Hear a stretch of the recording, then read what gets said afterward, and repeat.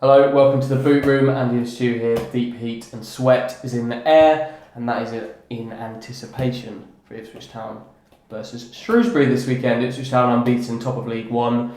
Welcome Shrewsbury in a game that could be called the Paulhurst Derby. It's not, but it should be an interesting one nonetheless, Stuart. That's a sad name for a rivalry, isn't it? It's about the only thing that really connects these two clubs. They've not crossed paths too many times over the years, but there's a weight of expectation on Ipswich again. They're there to be shot at in League One. They've handled the expectations well thus far, just in the AFC Wimbledon game.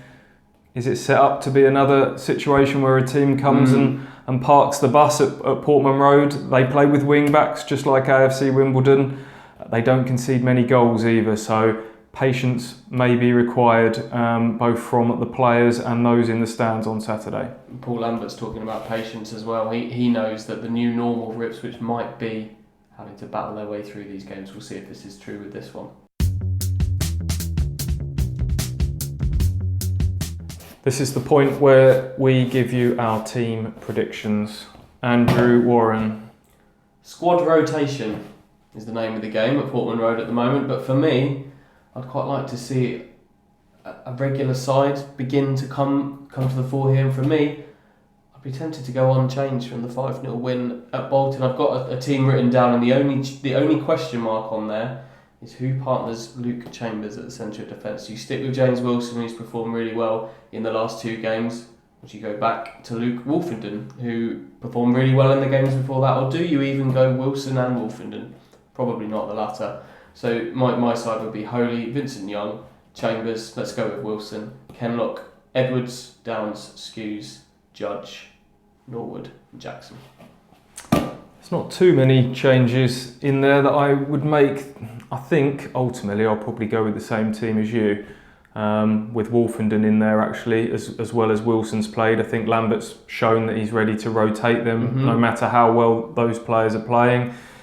Downs and Skews is nailed in at the moment. They've probably been the most consistent players on the pitch for Ipswich. The two up top is bringing goals at the moment. Wings is an area that they could mix it up. Rowe, Georgiou, just to freshen up those areas. But I'll be the same as you, unchanged, but with Wolfenden the only alteration.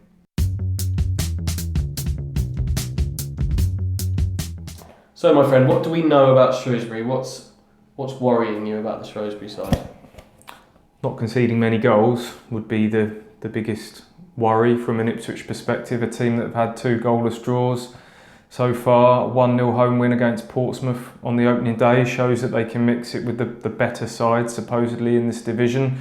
They might be a tough nut to crack. I think 12 signings over the summer since Sam Ricketts was appointed midway through last season and had a bit of a rescue mission. They survived with a week to spare. It's been all change for them. I think 30 changes in terms of coaching staff and players in the space of 9 months. So they're still very much gelling at the moment, certainly as an attacking unit.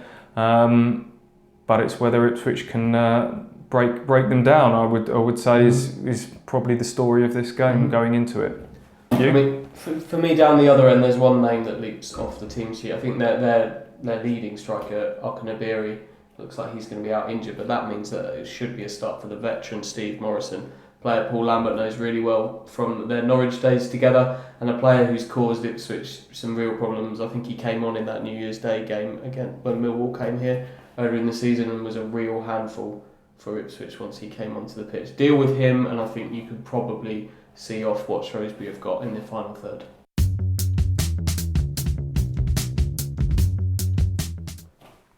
Prediction time.